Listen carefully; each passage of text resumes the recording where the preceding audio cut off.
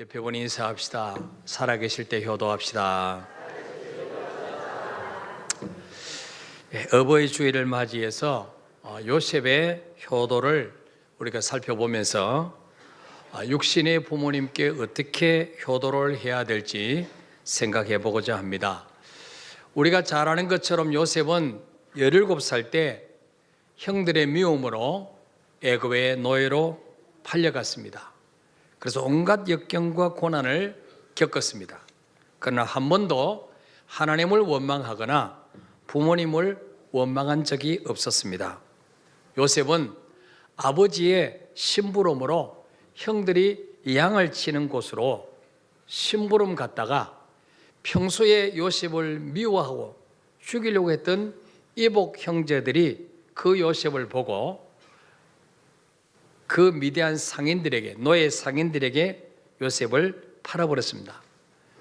요셉은 애굽에서 노예살이 하면서 힘들고 고달플 때마다 형들과 아버지를 원망할 수도 있지 않겠습니까? 그때 아버지가 나를 심부름만 보내지 않았어도 내가 이 고생 안 할 텐데 이렇게 원망할 수도 있습니다. 그러나 요셉은 단 한 번도 형들이나 아버지에게 원망하지 않았습니다. 나중에는 믿음 지키다가 감옥까지 내려갔지만 그의 믿음은 변하지 않았습니다. 항상 성실하게 현재 처해진 환경에서 최선을 다했습니다. 요셉의 이 중심을 보시고 하나님은 그를 감옥에서 이끌어내사 애굽의 총리 대신으로 세워주셨습니다. 요셉은 신앙적으로만 성공한 사람이 아니었습니다. 효도에 관해서도 타의 추종을 불허하는 그런 훌륭한 인물이 되었습니다. 요셉은 아버지 야곱에게 어떻게 효도를 했을까요? 첫째로 따라합시다. 가까이 모셔와서 효도했다. 자, 오늘 본문 9절부터 11절까지 다시 읽어보겠습니다. 시작. 당신들은 속히 아버지께로 올라가서 아뢰기를 아버지의 아들 요셉의 말에 하나님이 나를 애굽 전국에 주로 세우셨으니 지체 말고 내게로 내려오사 아버지의 아들들과 아버지의 손자들과 아버지의 양과 소와 모든 소유가 고센 땅에 머물며 나와 가깝게 하소서. 흉년이 아직 5해가 있으니 내가 거기서 아버지를 복양하리이다. 아버지와 아버지의 가족과 아버지께 속한 모든 사람에게 부족함이 없도록 하겠나이다 하더라고 전하소서. 아멘. 자, 9절부터 11절까지 보니까요, 유난히 계속되는 반복되는 단어가 나오는데 뭘까요? 그렇죠, 아버지입니다. 아버지. 응? 당신들은 속히 아버지께로 올라갔어. 아버지 아들 요셉의 말이 10절에도 아버지 아들들과 아버지 손자들과 아버지의 또 뭐예요? 양과 소 이거 다 가지고 오십시오. 11절에도 아버지를 복양하긴 아버지와 아버지 가족과 아버지께 속한 모든 사람. 몇 번 나와요? 아버지가? 9번 나와요. 3절 속에 무려 아버지라는 단어가 9번 나와요. 그냥 아버지 형님들 다 데리고 오세요. 그럼 될 텐데 아버지의 자녀들, 아버지 손자, 조카들 데리고 오세요. 그러면 될 텐데 아버지의 손자, 아버지란 말이 계속 나와요. 여기서 우리는 뭘 알 수 있을까요? 요셉의 모든 생각 속에는 아버지로 가득 차 있다는 거예요. 아버지로. 예. 요셉은 노예로 팔려온 지 13년 만에 그 당시 세계 최대 강대국인 애굽의 총리가 되었습니다. 전 세계가 흉년에 들어서 먹을 것이 없을 때에 요셉은 하나님이 미리 가르치신 지혜로 애굽에 7년 동안 풍년에 들었을 때에 그걸 다 먹지 않고 비축을 해두었습니다. 양식을 해마다 5분의 1씩 비축을 해두었어요. 그리고 7년 풍년이 끝나고 드디어 전 세계적으로 7년 흉년이 오는데 양식이 다 바닥났습니다. 양식이 있는 곳은 애굽밖에 없습니다. 그러니까 전 세계 모든 사람들이 양식을 사러 요셉에게로 오는 것입니다. 그런데 거기서 누구를 만나느냐? 22년 전에 자기를 팔았던 형들이 양식을 사러 거기 온 것입니다. 따라합시다. 원수는 외나무 다리에서 만난다. 그래서 여러분, 인간관계를 잘 하셔야 돼요. 아무리 저 사람 나에게 상처를 줘도 헤어질 때는 좋게 헤어져야 돼요. 왜? 언제 어떤 모습으로 다시 만날지 몰라요. 그때 내가 도움을 받아야 될 처지에서 그분을 만날 수도 있어요. 그분의 도움을 받아야 될. 그래서 인간관계를 잘해야 됩니다. 응? 옆에 분이 인사합시다. 인간관계를 잘합시다. 네. 자, 형들은 요셉을 몰랐어요. 왜? 설마 노예로 팔았던 요셉이 세계 최대 강대국인 이집트의 총리가 되어 있을 줄은 꿈에도 생각 못했어요. 요셉은 저 높은 곳에 딱 앉아있고 총리의 자리에 앉아있고, 형들은 저 밑에서 지금 꿇어 앉아가 양식 사러 왔으니까 감히 머리를 들지 못합니다. 예. 형들은 요셉을 몰라봤지만은 요셉은 그들을 한눈에 알아봤습니다. 예. 그리고 처음에는 모른 척했습니다. 그리고 만날 때마다 아버지의 안부를 묻습니다. 아버지 안부. 예. 자, 창세기 43장 27절 한번 볼까요? 시작. 요셉이 그들의 안부를 물으며 이르되 너희 아버지, 너희가 말하던 그 노인이 안녕하시냐? 아직도 생존해 계시느냐? 아멘. 요셉은 아버지 야곱의 그 근황이 궁금했어요. 아버지가 아직 살아 계실까? 왜? 자기가 아버지 해지 벌써 22년 됐어요. 예. 그래서 슬쩍이 모른 척하면서 너희가 말하던 그 노인, 너희 아버지 있다 그랬지? 그분 아직까지도 계시냐? 건강하시냐? 이렇게 물었습니다.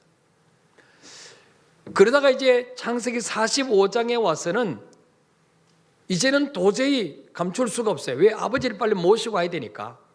그 기근든 그 흉년든 땅에 아버지를 그냥 놔둘 수가 없어요. 그래서 자기를 밝힙니다. 45장 3절 읽어볼까요? 시작. 요셉이 그 형들에게 이르되 나는 요셉이라 내 아버지께서 아직 살아 계시나이까? 형들이 그 앞에서 놀라서 대답하지 못하더라. 아멘.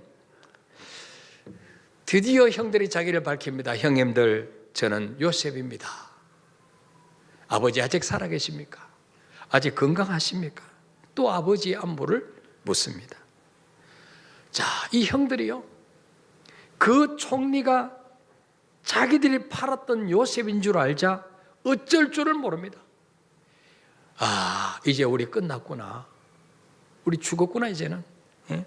그때 요셉이요, 4절에 보니까 읽어봅시다. 시작. 요셉이 형들에게 이르되 내게로 가까이 오소서. 그들이 가까이 가니 이르되 나는 당신들의 아우 요셉이니 당신들이 애굽의 판자라. 아멘. 보세요. 총리가요, 그 양식 사러 온 형들 앞에서 나는 당신들의 아우입니다. 당신들의 아우 요셉입니다. 그러고는 뭐요? 당신들이 애굽에 팔았던 바로 그 사람이 납니다. 그렇게 말합니다. 이 말이 얼마나 찔렸을까요? 예. 굳이 그 말 안 해도 아는데, 안 그래도 미안해서 어쩌나, 죄송해서 어쩌나 그러는데 당신들이 애굽의 판자입니다. 그렇게 말하죠. 자, 여기서 우리가 뭘 알 수 있습니까?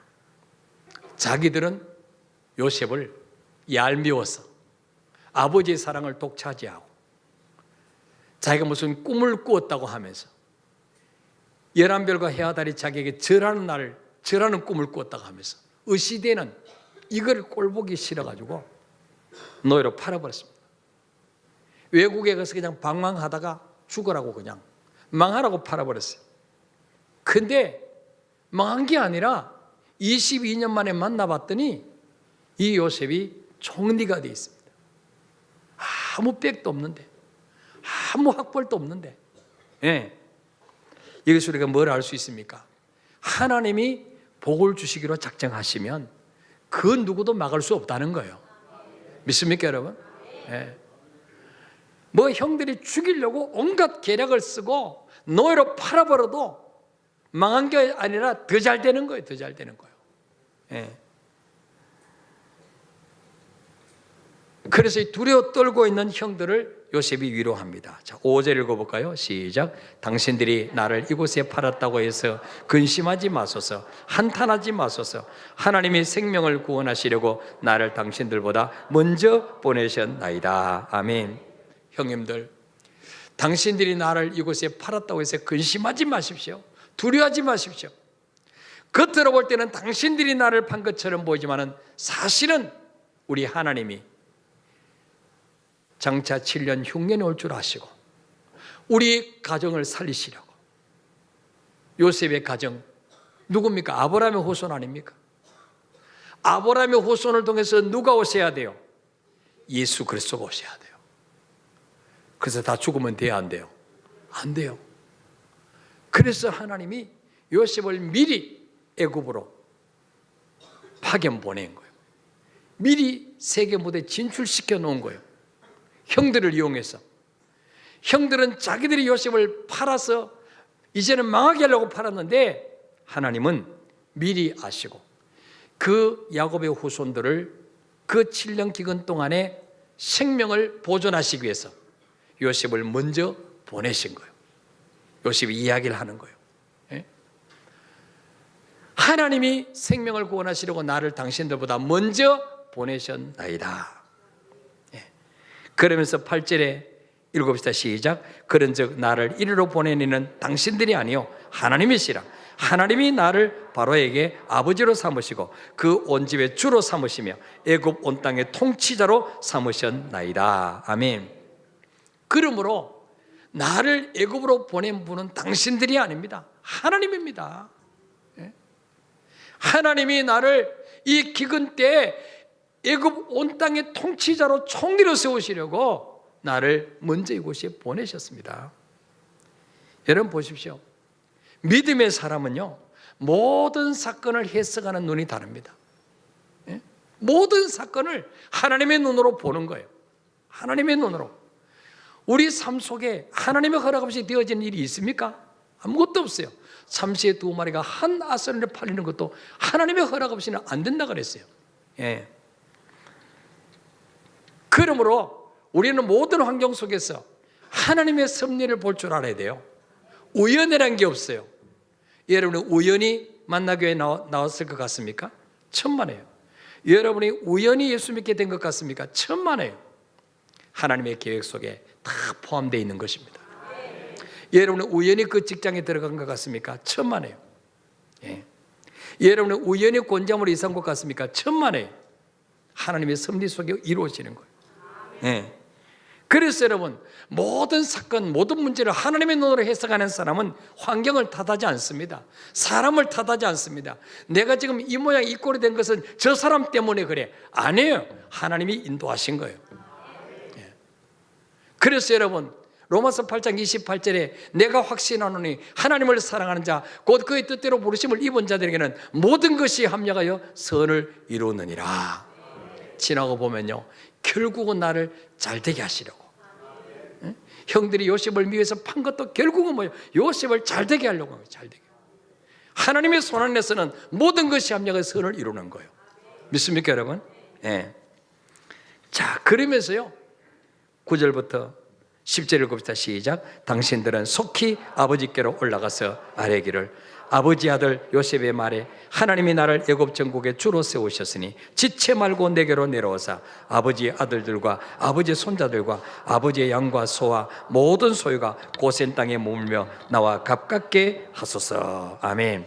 왜 가깝게? 왜 빨리 모시고 오라 그럽니까? 응? 예.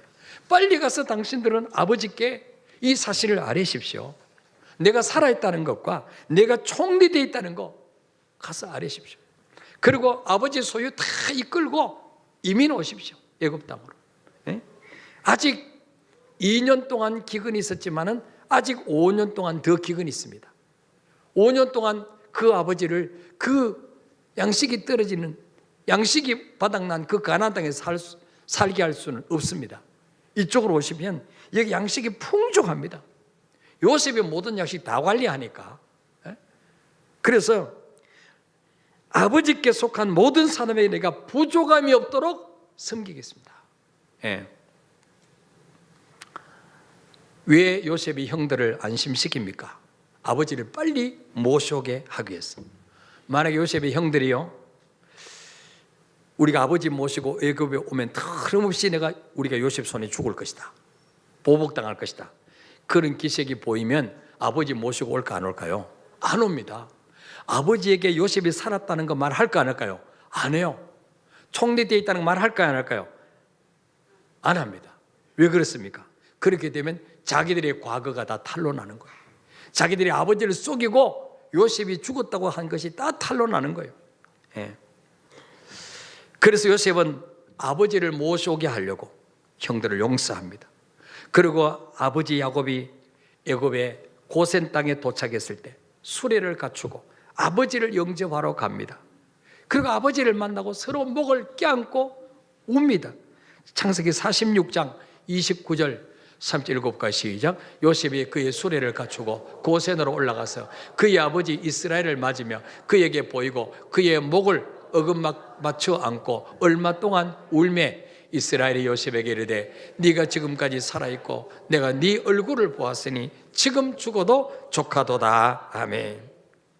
여러분, 죽은 줄 알았던 요셉이 살아있습니다. 22년 만에 만납니다. 그래서 그 부자간의 상봉, 그 아버지 야곱과 요셉이 끌안고 웁니다. 그리고 그 아버지가 한참 울다가 떨어져서 요셉 얼굴을 쳐다보고는 말합니다. 그 첫 마디가 무엇입니까? 네가 지금까지 살아있고 내가 네 얼굴을 보았으니 지금 죽어도 족하도다. 나 이제 네 얼굴 봤으니 지금 죽어도 한이 없다. 지금 죽어도 괜찮다. 22년 전에 요셉의 형들은 요셉을 노예로 팔아버리고 그의 옷을 벗겨서 염소를 죽여서 피를 적셔다가 야곱에게 갖다 줍니다. 아버지, 우리가 양을 치다가 길에서 이거 주웠는데 이거 혹시 요셉 옷 아닙니까? 이렇게 아버지를 속입니다. 그때 그 야곱이 그걸 보고 어떻게 합니까? 창세기 37장 33절부터 우리 35절 봅시다. 시작. 아버지가 그것을 알아보고 이르되 내 아들의 옷이라. 악한 짐승이 그를 잡아 먹었도다. 분명히 요셉이 찢겼도다 하고 자기 옷을 찢고 굵은 배로 허리를 동이고 오래도록 그 아들을 위하여 애통하니 그의 모든 자네가 위로하되 그가 그 위로를 받지 아니하 이르되 내가 슬퍼하며 스월로 내려가 아들에게로 가리라 하고 그의 아버지가 그를 위하여 울었더라. 아멘. 그 야곱이 그 요셉의 피 묻은 옷을 보고 통곡을 합니다. 내 아들 요셉의 옷이 맞다. 악한 짐승이 내 아들을 죽였구나. 그러면서 말이죠, 오랫도록 요셉을 위해서 애통했다 그랬어요. 그리고 35절에 보니까 나도 스월에 내려가서 아들에게로 가리라. 여러분, 스월이 어디입니까? 죽은 자들이 머물러 있는 지하세계, 저승을 가리킵니다. 이 말은 뭐예요? 나도 죽어서 요셉의 곁에 가겠다는 거예요. 그 아버지가 그 사랑하는 아들, 여러분, 그 야곱이요 요셉을 얼마나 사랑했습니까? 이 야곱은요 외삼촌 라반의 집에 도망갔다가 거기서 외사촌인 라헬을 만납니다. 첫눈에 반합니다. 그 라헬을 아내로 삼기 위해서 말이죠, 무려 14년을 머슴으로 일당 하나 안 받고 무료 봉사합니다. 그렇게 해서 얻은 아내가 라헬입니다. 이 라헬이 첫 번째 아들 요셉을 낳고 그리고 둘째 아들인 베냐민을 낳다가 난산 끝에 죽습니다. 베냐민을 남겨놓고 죽어요. 그러니까 이 야곱이 말이죠, 얼마나 이 사랑했던 아내 라헬이 죽고 나니까 그 라헬을 향한 사랑을 요셉에게 다 쏟는 거예요. 그 요셉에게는 특별히 채색 옷을 입혔어요. 12아들이 있는데 다른 자식들에게는 채색 옷을 입지 않고, 요즘 말하면 메이크옷입니다. 채색 옷이. 메이크옷을 요셉에게 입힌 거예요. 그래서 라헬이 보고 싶을 때면 요셉을 보는 거예요. 그렇게 사랑했던 눈에 넣어도 아프지 않을 것 같은 그 요셉이 지금 자기 심부름 갔다가 짐승에게 물려 죽었다고 생각하니까 얼마나 가슴이 터지겠어요. 나 때문에 죽었구나. 내가 그 요셉을 심부름 안 보냈다라면 요셉이 안 죽을 수도 있는데, 이런 자책이 얼마나 많이 들었겠습니까? 그래서 22년 동안 그 야곱은요, 요셉이 죽은 줄 알았어요. 그런데 지금 요셉이 자기 눈앞에 살아있는 거예요. 이게 꿈인가 생신가 싶지 않겠습니까? 그것도 여러분, 건강하게 살아있기만 해도 감사한데, 세계 최대 강대국인 애굽의 총리가 되어 있으니 이보다 더 기쁜 일이 어디 있겠습니까? 그래서 야곱이 요셉을 보자마자 내가 네 얼굴을 보았으니 지금 죽어도 여한이 없다. 이것이 여러분 부모님의 심정이에요. 부모님의 심정. 부모님은 자식들이 무슨 선물 갖다 주고 용돈 갖다 주고 이것도 좋지만은 얼굴을 보여주는 것, 이게 가장 큰 효도인 줄 믿으시길 바랍니다. 결혼한 자녀들은 얼굴을 자주 보여드리는 거예요. 부모님들이 이렇게 자식들의 얼굴 보고 싶어하고 손주들 얼굴 보고 싶어하는데, 우리는 바쁘다는 핑계로, 피곤하다는 핑계로 부모님을 멀리할 때가 얼마나 많습니까? 사랑하는 여러분, 아무리 바쁘더라도 정말 나를 그리워하고 기다리실 부모님을 생각하고 자주 찾아뵙고 가까이 모셔와서 효도하시기를 바랍니다. 예. 자주 찾아뵈야 돼요. 요즘은 또 영상통화가 있잖아요. 우리 며느리는 우리가 손주 보고 싶어 하니까 자주 영상통화를 해줍니다. 그래서 손주가 영상통화로 해요. 자, 두 번째로 뭐예요? 요셉이 어떻게 효도했습니까? 따라합시다. 자신이 성공해서 아버지와 함께 영화를 누렸다.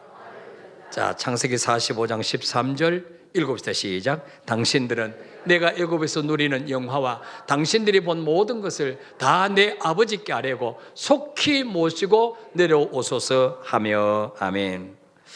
자, 지금까지 요셉은요, 아버지에게 큰 아픔만 드렸어요. 형들의 거짓말로 인해서 아버지의 가슴에 큰 대못을 박았습니다. 아버지께서 자기를 그토록 사랑하고 아껴주셨는데 노예로 팔려올 때 하직 인사도 못하고 왔어요. 아버지께 인사도 못하고 왔어요. 아버지 심부름을 왔다가 행방불명 되었으니 그 아버지가 자기 때문에 얼마나 상심하실까. 예. 이걸 생각할 때마다 요셉의 마음은 찢어지는 것 같았을 거예요. 그래서 요셉은 노예로 팔려왔지만 내가 어떻게 한지 여기서 내가 성공해서 아버지를 다시 만나야 된다. 그리고 아버지의 가슴에 응어려진 그 슬픔을 내가 풀어드려야 된다. 아버지를 생각할 때마다 절망하고 주저앉아 있을 수가 없었을 것입니다. 그래서 노예로 팔려와도 열심히 일했습니다.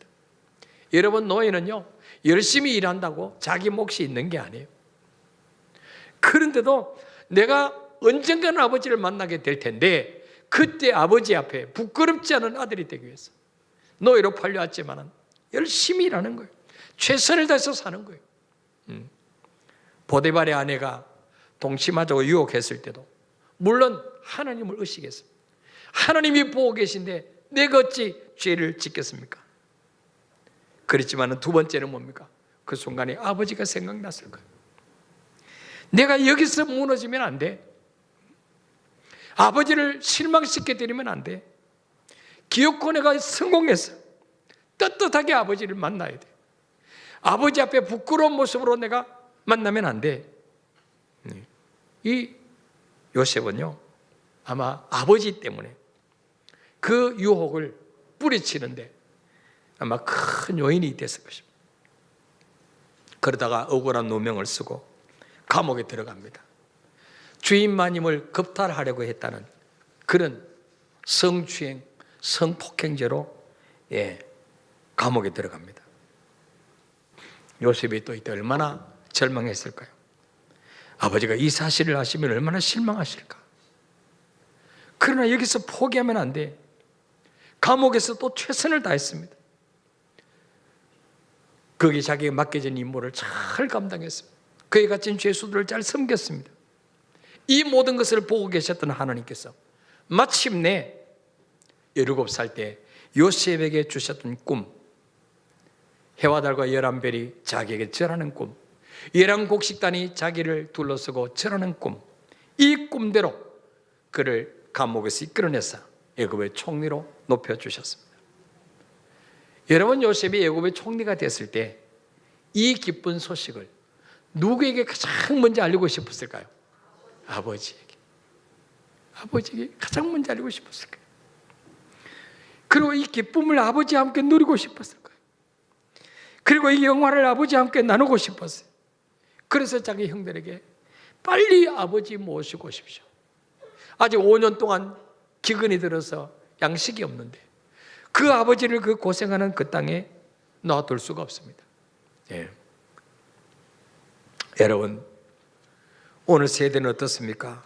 우리 부모님이 정말 힘들게 내 먹을 거 먹지 않고 쓸 거 쓰지 않고 다 투자해서 자식들을 키우고 공부시켜서 성공시켜 놓으면 자기가 잘나서 그런 줄 알고 부모님을 무시하고 부모님 못 배웠다고 무시하고 구박하는 그런 못된 자식이 얼마나 많습니까?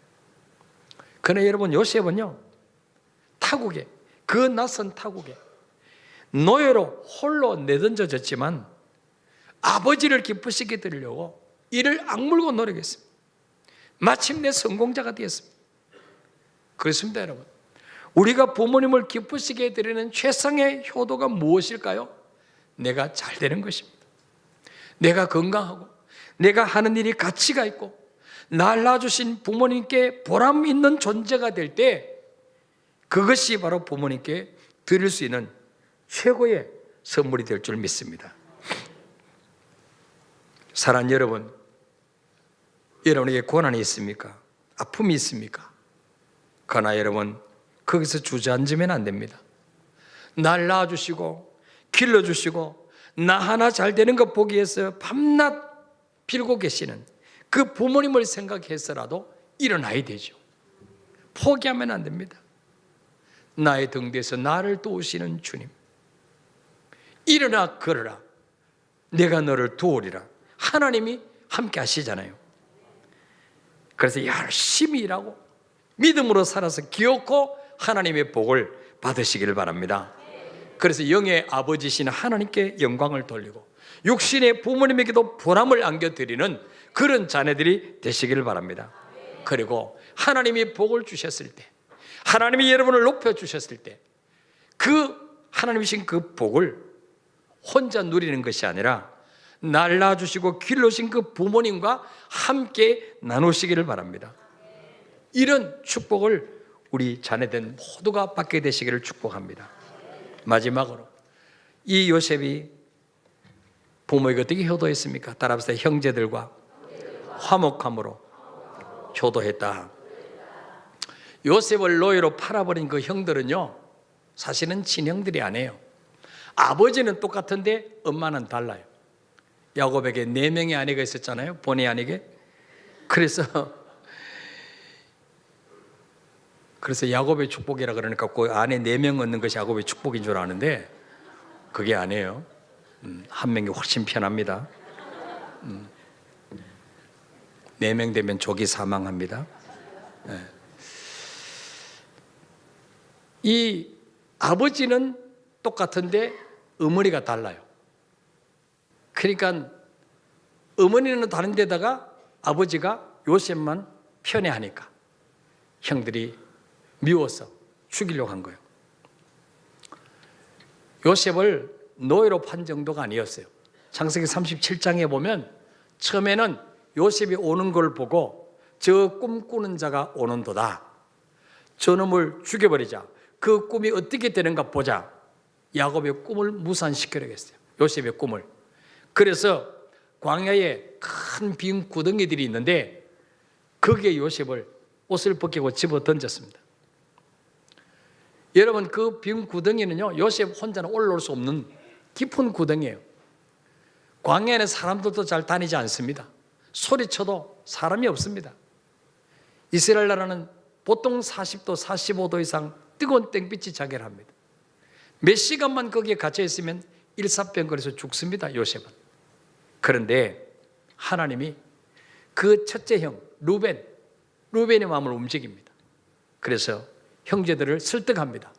얘들아, 그 요셉 비록 엄마는 다르지만은 같은 형제 아니냐, 같은 핏줄 아니냐, 이놈 죽이면 뭐 하겠니? 행실은 얄밉지만은 그냥 우리가 팔아버리자. 노예로 팔아버리자. 그래서 그 돈으로 우리 회식하자. 응? 설득시킨 거예요. 또 넷째 형 유다가 같이 편듭니다. 맞습니다. 큰형 말이 맞습니다. 우리 차라리 팔아버립시다. 예. 그래서 여러분, 이 유다가 나중에 말이죠, 그 야곱을, 처음에는 야곱이 그 막내 아들 베냐민을 안 되려면 양식을 안 판다 그럴 때 그 야곱이 절대로 베냐민을 못 보낸다 그럽니다. 왜? 라헬이 낳은 두 아들 가운데 요셉은 없어졌고 베냐민 하나 남았는데 이 아들조차 잃을까 싶어서 절대로 양식은 못 사면 못 샀지 안 보내라 그래요. 그때 아버지를 설득시켜서 그 양식 사러 베냐민을 데리고 내려오게 한 사람이 유다입니다. 아버지, 내가 책임지고 동생 데리고 오겠습니다. 동생 만약에 볼모로 잡히면 내가 대신 종으로 했겠습니다. 이래서 아버지를 설득시켜서 하는 유다예요. 이때도 요셉을 살린 사람이 유다와 베냐민입니다. 아니, 루벤입니다. 그래서 뭐래요? 유다 지파 가운데서 누가 오시느냐? 예수 그리스도 오십니다. 유다가 이래서 복을 받습니다. 메시아의 족보에 들어갑니다. 예. 루벤이 장자인데 장자는 가장 큰 복을 받을 수 있습니다만은 아버지의 침상을 더럽기 때문에 이 루벤은 축복에서 져야 됩니다. 예. 여러분, 하나님이 그들을 움직이지 않았으면 요셉은 죽을 수도 있었습니다. 그런데 하나님이 요셉을 통해서 일하시기를 원하시기 때문에 그 루벤과 유다의 마음을 움직이셔서 노예로 팔게 만드신 것입니다. 여러분, 노예는 사람이 아니에요. 그 집의 재산입니다. 주인의 물건 취급을 받습니다. 짐승처럼 일만 합니다. 노예는 잘못하면요, 채찍질합니다. 채찍질. 우리가 말이나 소를 때릴 때 채찍질하지 사람을 채찍질합니까? 노예는 사람이 아니에요. 발길로 막 찹니다. 온갖 소모를 다 겪습니다. 인격이 없습니다. 여러분, 이스라엘 나라의 경우에는 어떤 자가 노예가 되느냐? 부모가 노예이기 때문에 노예의 자식으로 태어나면 노예가 됩니다. 둘째로는 부모가 빚을 갚지 못하면 자기와 자식들, 처자식까지 다 노예로 팔려갑니다. 빚 대신에. 그래서 종이 되는 거예요. 셋째는 전쟁에 일어나서 전쟁에 지면 이기는 자의 종이 됩니다. 그 나라에 끌려가서 노예살이를 해야 됩니다. 그런데 요셉은 종의 아들로, 노예 아들로 태어난 것이 아닙니다. 믿음의 조상 아브라함의 가문에서 태어났습니다. 빚을 갚지 못해서 종으로 팔려간 게 아닙니다. 아버지 야곱은 거부였습니다. 전쟁에 져서 노예가 된 것도 아닙니다. 근데 왜 노예가 됐습니까? 형들이 노예로 팔아버렸기 때문에 노예가 된 것입니다. 아무 노예가 될 이유가 없는 요셉이 형들 때문에 지금 노예살을 하고 있습니다. 노예는 먹는 것도 밥도 다릅니다. 예. 여러분, 요셉이 수모를 겪을 때마다 형들이 얼마나 원망스러웠겠습니까? 그러나 요셉은 형들을 용서했습니다. 그들의 처자식들까지 다 애굽으로 초청해서 먹여 살렸습니다. 예. 원수를 은혜로 갚았습니다. 여러분, 참된 용서가 무엇입니까? 원수 갚을 힘이 내게 있고 능력이 있는데도 쓰지 않는 것입니다. 그 힘과 능력을 쓰지 않는 것입니다. 힘이 없어서, 능력이 없어서 내가 참아준다. 그건 진짜 참는 게 아니에요. 힘이 없어서 복수를 못할 뿐이죠. 예. 여러분, 형제끼리 서로 싸우고 부부끼리 사느니 못 사느니, 이거 부모 이거 얼마나 큰 불효인지 아십니까? 이거 부모의 큰 불효예요.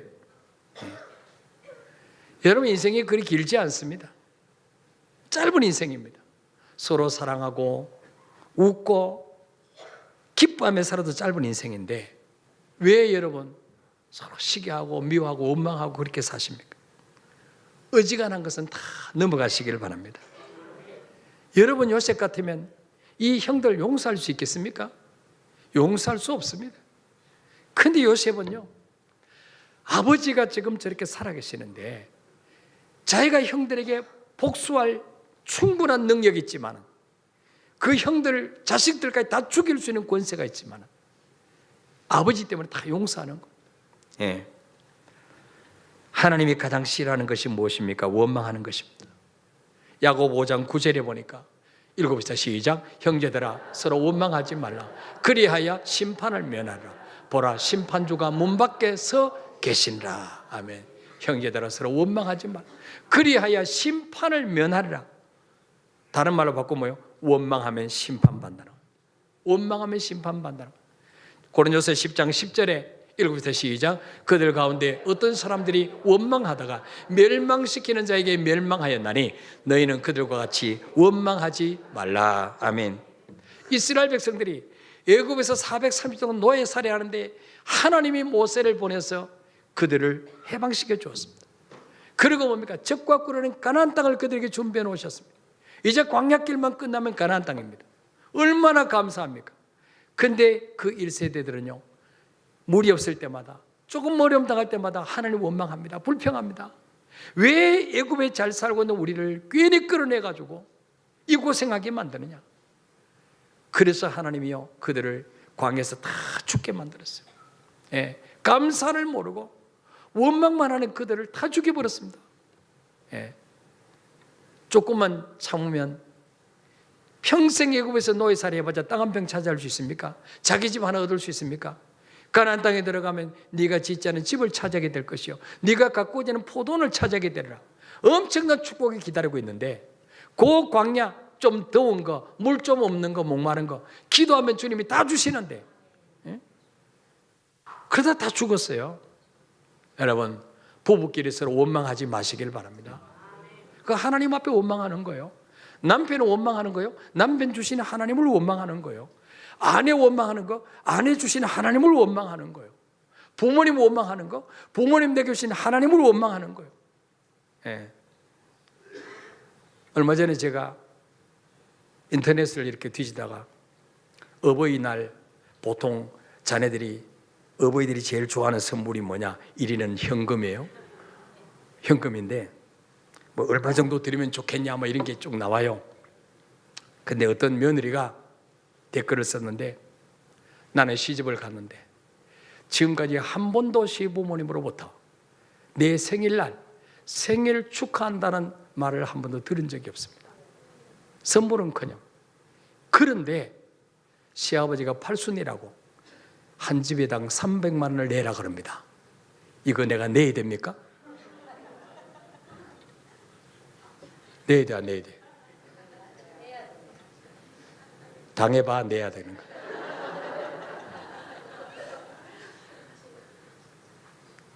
뭐 시부모부터 생일 선물은 고사하고 아가야 생일 축하한다 이 말조차도 못 들었다는 거예요. 내 생일 언제인지도 모른다는 거예요, 우리 시부모님은. 그런데 시아버지가 팔순이 됐다고 형제들끼리 300만 원씩 내놔 그러는데 이 내기 싫다는 거예요. 네. 저는 우리 며느리 생일 잘 챙깁니다. 네. 제가 이렇게 생각해 볼 때 말이죠, 그 시아버지가 팔순이 됐으니까 아마 첫째 며느리는 아닌 것 같고 자네가 아들이 여러 명인데 그 중에 한 며느리, 막내쯤 다섯째 며느리 정도 되지 않았겠나. 그러면 시부모가 다섯째 며느리까지 어떻게 생일을 알겠습니까? 어떻게 다 기억하겠어요? 그죠? 네, 그러니까 그냥 못 챙긴 것 같아요. 그렇지만은 여러분, 그 신랑을 낳아준 분이 누구예요? 그 시부모님이잖아요. 어? 여러분 부모님들이 잘해야 내게 많은 걸 유산을 물려주고 잘해줬기 때문에 효도하는 게 아니에요. 부모님이기 때문에 효도하는 거예요. 믿습니까 여러분? 부모님이기 때문에, 날 낳아주신 분이기 때문에, 나를 이 땅에 존재하게 해주신 분이기 때문에 효도해야 되는 거예요. 예.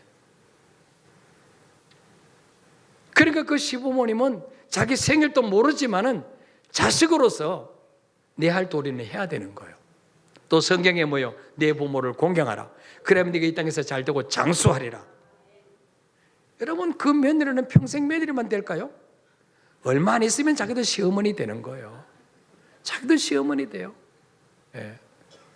그래서 여러분, 우리 때로는 우리 시부모님이나 친정 부모님께 여러 가지 또 상처받은 것도 있을 거예요. 네? 원망할 만한 것도 있을 수도 있어요. 그러나 여러분, 그것이 나는 효도 안 해도 돼, 그 이유가 될 수는 없습니다. 예. 그게 그 이유 될 수가 없어요. 오늘 정말 여러분 마음속에 부모님들 원망이 있다면 성령께서 다 녹여주시기를 바랍니다. 다 풀어버리시길 바랍니다. 예. 그리고 살아계시는 동안에 정말 효도를 다하시는 여러분이 되시기를 축원합니다. 우리 한번 찬양하고 기도하겠습니다.